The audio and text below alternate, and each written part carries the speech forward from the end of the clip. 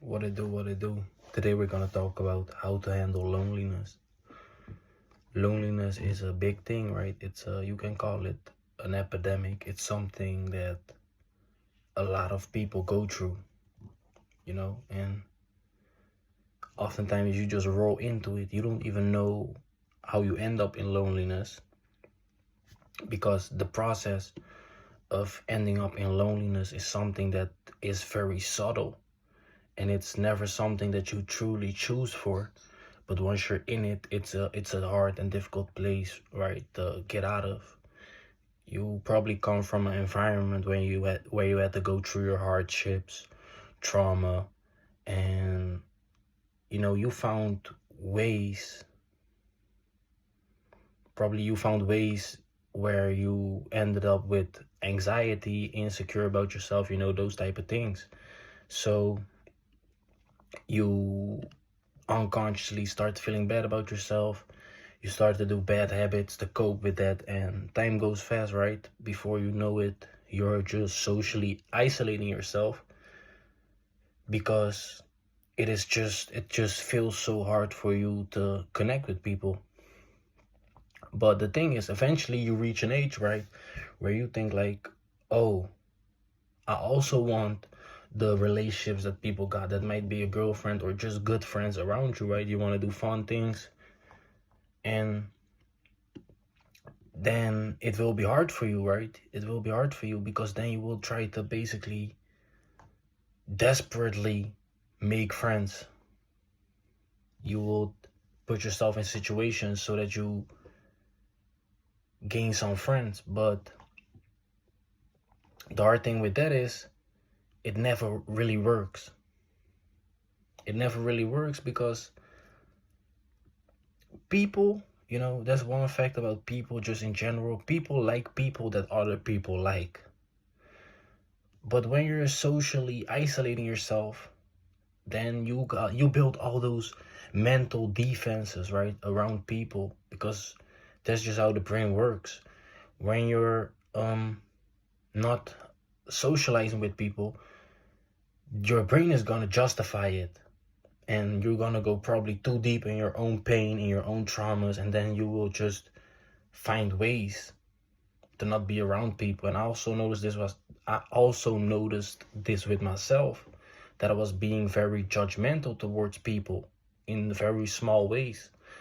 I noticed that I was just, when I was in conversation with them, I noticed that I was maybe judging their ears or judging the way how they talk or whatever. I just found ways to basically not like them.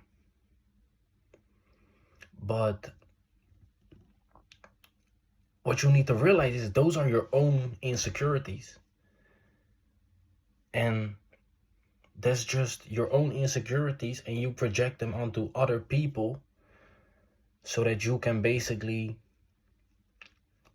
justify your way of living, and that's the social isolation, right? And then through that, you're just gonna find ways to not like people. So that's the hard thing, right? That's the hard thing because people can also feel that, right? People people can feel that you're judging them in that way, and then eventually they will basically judge you the way how you judge them, also unconsciously, because, and that's what they call like kind of like micro cues. Your mind, it can never lie, and your body is just an extension of your mind, right? So whenever you're having mental warfare up here, if you're in a conversation with somebody, somehow 9 out of 10 times they will just catch something will just feel off about you. And that's those micro cues. You might do this for too long when you're in conversation with somebody because you're up here just thinking about crazy things, and you're having that inner battle, or you tweak with your eyes small things, but that's just something that people catch up on it, right? And it will repel people. But at the same time, you can never judge yourself too fiercely for it, because you also need to be real realistic with yourself and be like, okay, this is the situation that I'm in right now. So I'm not telling you this to feel guilty. I'm just telling you basic facts about human interactions, right? So, but like I said, people will feel that you're too judgmental about yourself. People will feel that you're too judgmental towards them, and unconsciously they will just stay away from you. This in turn will also frustrate you more and more, because you're thinking like, I'm putting my time and effort into interacting with people, but it does not work. So what 9 out of 10 times will happen is you turn to the bad habits again to feel better for the moment. And you know how it ends up with the bad habits. You might feel better for the moment, but eventually you will just create more and more pain, and you will go deeper and deeper into your sadness, deeper into your loneliness. So that's just a negative cycle that we get caught up into, right? And we need to work ourselves out of this. How do we do this? It might sound very counterintuitive, but master being alone. Yes, I know it sounds a bit weird, right? Because we're talking about loneliness, how to basically beat loneliness and things like that. But what you need to know is there's loneliness that comes from basically feeling a lack, that there's something wrong with you and you want that lack, you want that emptiness to be filled up by the outside world. And then there's also loneliness that just comes from love, because you actually start liking to be with yourself, and it comes from a place of love, right? So what's very important to understand is that loneliness is the only situation you'll ever be in. There's this quote, what they always say, born alone, die alone. And that's a fact, right? We all want relationships, but at the end of the day, you don't own nobody. The only thing that you own is this thing up here, right? That's the voice. That's the thing that you call you, that we call you, you know, your identity, the mental process going on. That's the only thing that you own. People, you don't own them. So even if you would have the nicest girl, the best friends, at the end of the day, when it's 10 o'clock, you need to go home and lie on your bed, and it's just you again. So there's also a mindset that you need to adapt, right? And not to get bitter at people and be like, oh no, I'm not going to interact with people. No, that's not what I'm saying. But just to know that loneliness, the way how now your loneliness just comes from a place of sadness, but it is still the only state that you'll ever be in. But now we just need to flip the switch and make ourselves glad with our own loneliness, with our own company, if you would like to say it, right? So it's not more people that we need around us. We just need to develop more love for ourselves. So that's an important little thing to keep in your mind. And developing love for yourself comes from no longer rejecting yourself. Because like I said in the beginning, oftentimes the reason why we not interact with people very well is simply because we are up here, we're too negative, we're judging ourselves, we're rejecting ourselves basically. And rejecting yourself is something that if you do it for too much, you will feel very empty, because like I've said, the voice up here is the only thing that you got. But if you don't claim that voice, if you don't treat it with love, if you don't like that voice, if you don't like your own actions, how you look, all those type of things, then your existence will be very miserable. So know that that's the number one thing that I really want you to keep in mind. The more you judge yourself, the more you will feel out of contact with your inner voice, which is the only thing that you got, right? You need to view your inner environment as a container. So the more you are okay with your inner voice and the more you show love for yourself, the fuller that container will be. And when the container is full, we don't need the outside world to fill it up, because we're already whole inside. We're already full. But when you reject yourself, you don't own your voice. And that's when you basically want to own other people, because you don't own yourself basically.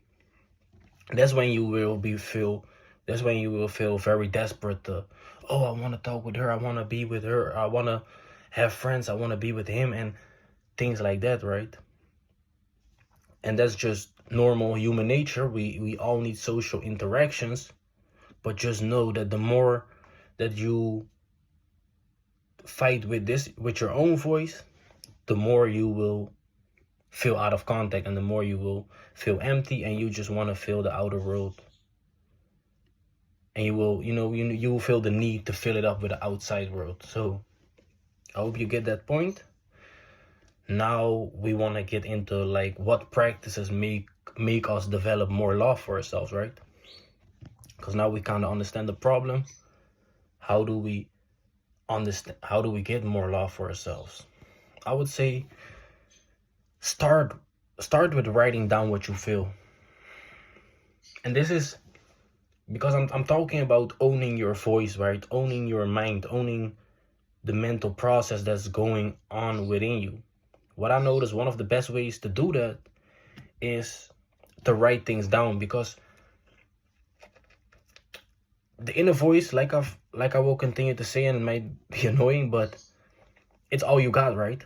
So even if you fight with your inner voice, it can never go away. You feel me? Because that's just all you got. It's your mind. It's your mind. It will be nobody else's. That's just all you got.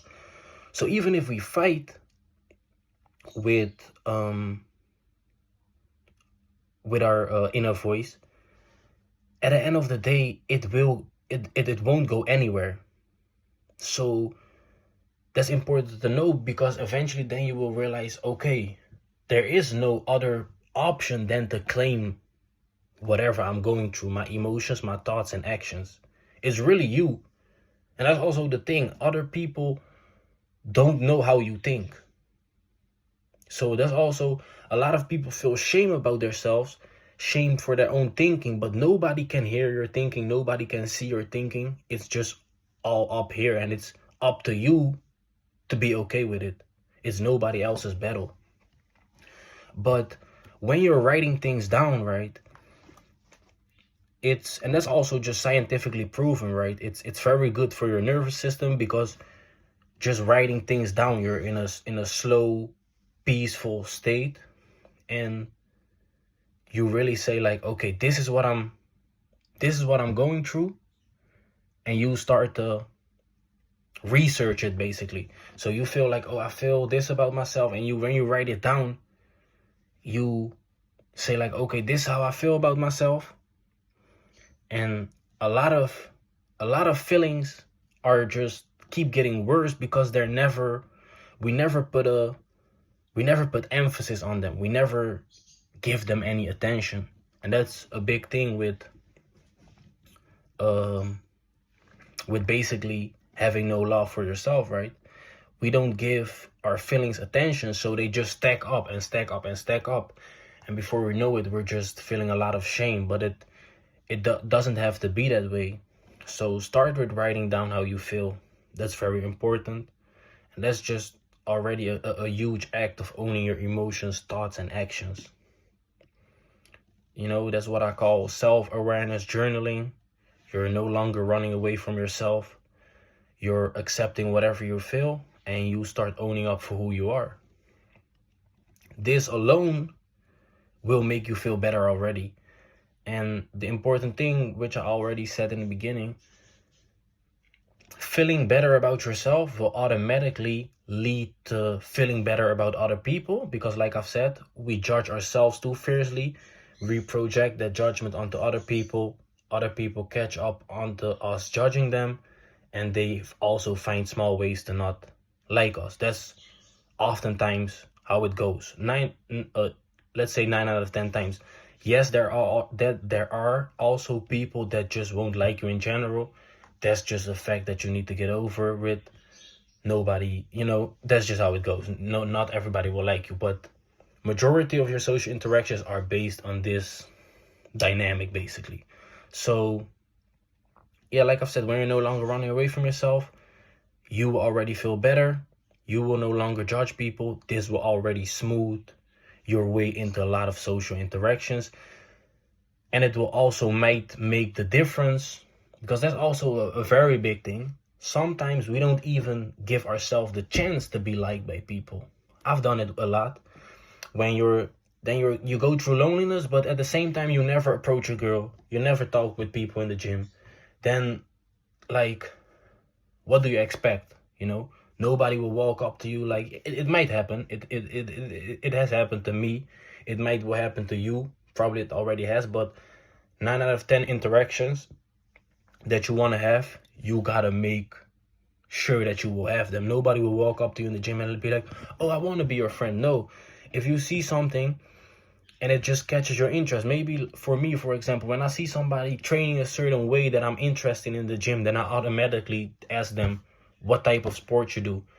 And from that, already a huge conversation can roll out of that. But if you don't do that, you don't even give people the chance to like you, because you don't even talk to them. So that's also a huge thing, right? That's also a huge thing that you need to realize. So yes, so feeling better about yourself will make the difference if you will stay in your shell, or if you will start just talking to people because you feel better about yourself and you basically want to spread love. Basically, that's the whole thing about interacting with people. So yeah, sometimes the biggest act of self-love is just accepting the emotions that you need to feel. And like I've said, that's just already a huge thing that will make you feel better.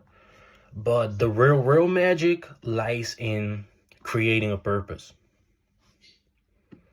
A purpose comes from knowing who you want to be and doing the things that will turn you into that person. You need to ask yourself, which person do you want to give to people when you're in relationships with them? Because that's also something. We are in states of loneliness, but at the same time, like, we don't think enough about what do we give people? What can we provide about people? Because that's also a hard fact. Relationships are always based on mutual benefits. Yes, a girl will like you, but she will like you for the confidence. Your friends will like you, but they will probably like you for your authenticity, things like that. So what are you gonna give to people when you will build relationships with them? So that's, something that you need to think about, whether that's a girlfriend or just normal friends. And working on that future is building a future. Working on that purpose is building a future. And loneliness does not necessarily exist when you're building a future and when you're working on your purpose, because loneliness is very real. We know it. It's kind of maybe like a man epidemic, might be one of the biggest problems that men go through. But at the same time, a lot of loneliness comes out of boredom and just not knowing who you want to be and not knowing what you need to do with your time and your life. So that's also very important to know. And finding that purpose comes out of certain steps and certain questions that you need to ask yourself. I'm going to give you the first one that is very important. Who do you want to be? If you have never written down who you want to be, then what are you waking up for? If you never thought about how you want to fill your time, how you want to fill in your time, then you're living life too much on automatic pilot, and you need to take some control, right? So start with those questions. How does the person talk that you want to be? What type of things does that person do? What type of things does that person have?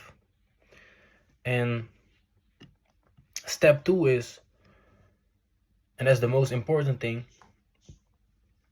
is identifying what actions will turn you into that person. And then it's just a matter of fact of working on those things. And I've talked about that in my previous video too. Once you know what you need to work up on, you need to use those things as therapy. Because as you can see, life can get stressful, life can get lonely, but when you have tasks that you just need to do and fulfill, and also tasks that you like, then you can basically create your own therapy sessions. You hear it all the time. People go through the worst type of things in life, but just the simple fact that they can play basketball changes everything for them.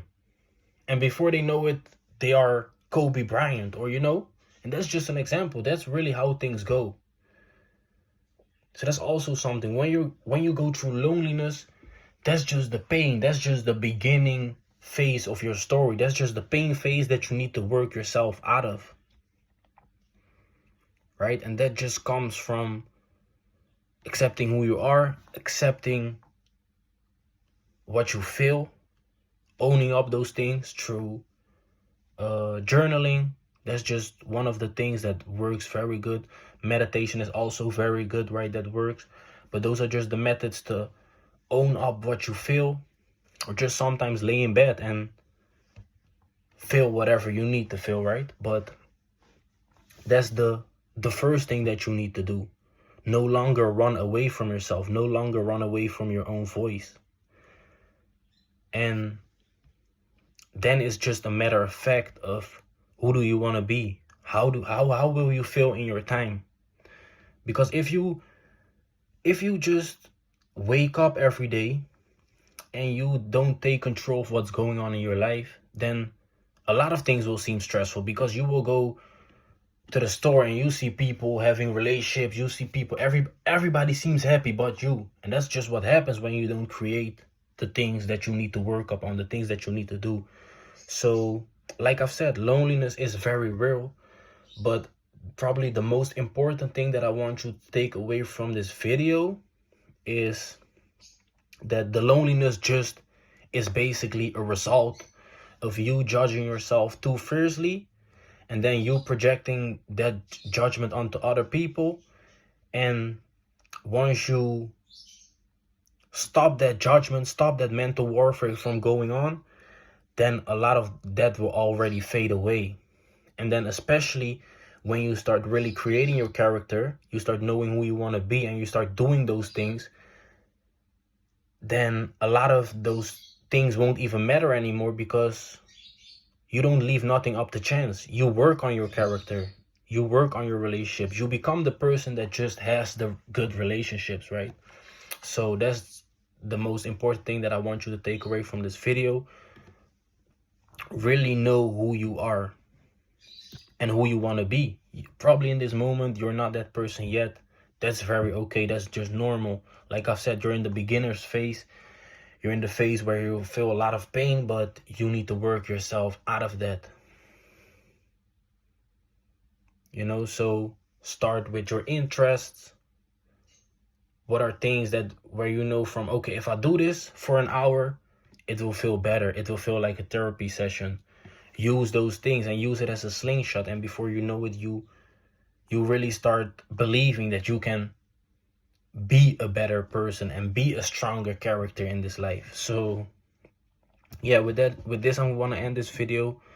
I thank you for watching, and I'm out.